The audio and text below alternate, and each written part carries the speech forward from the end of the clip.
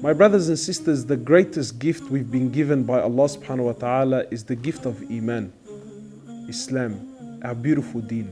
And this deen of ours, my brothers and sisters, is so sacred, it's so holy. So one might ask, well, okay, if this deen is so important, I want to learn about my deen. I want to get closer to Allah subhanahu wa ta'ala. I want to understand my deen more. Where do I go?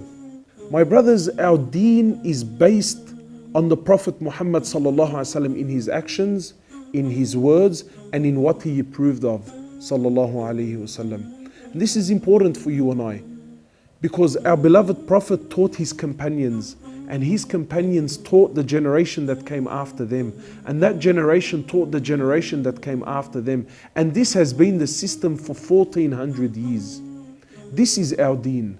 Our deen does not come from internet, it does not come from YouTube, doesn't come from Facebook, and it most certainly doesn't come from a book.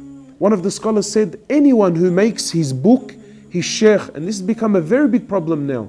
Look, I don't want to go to the houses of Allah, I don't want to go to the mosques, I'm going to stay at home, I'll watch this, that and the other on YouTube, and I have this book and that book, and it's authentic, so therefore, this is how I'm going to take my deen.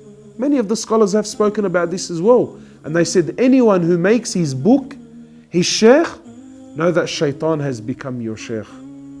So it's very important that we are cautious as to where we take our deen from. Where do I get my halal and haram from? Where do I get my advice about direction in life from?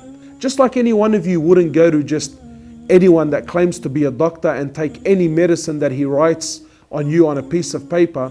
Like how you're concerned about your body and your health and your well-being, you should be more concerned about your deen and where you get your religion from. Just because someone has a following on YouTube or a following on Facebook, this doesn't give him or her the authority to be speaking about halal and haram and who is and who isn't a Muslim. He needs to be a learned person. He needs to be someone that has studied. He needs to be someone that has sat. He needs to be someone that the other mashayikh, the other imam, they also approve of. 1400 years of scholars and people who gave their life to deliver this deen to us.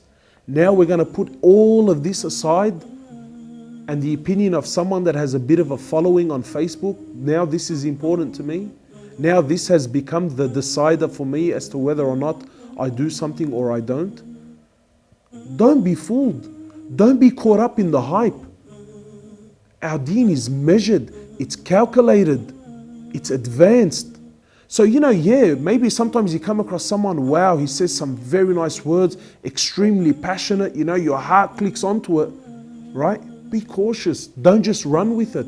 Come back, go back to the masjid, sit down with the sheikh and say, hey, this is what I heard, is this correct? And a final point, any individual or any group that tells you that we are on haqq, that we are the only ones that have the correct understanding of deen, and that everyone else is misguided and everyone else is on batil, stay away from these people. This is a clear sign from Allah subhanahu wa ta'ala that these people have no idea what they're talking about, and listening to such people will end up destroying you and destroying your deen. I ask Allah subhanahu wa ta'ala to guide every single one of us and to put us onto the same road that He put His beloved Muhammad sallallahu alayhi wa sallam.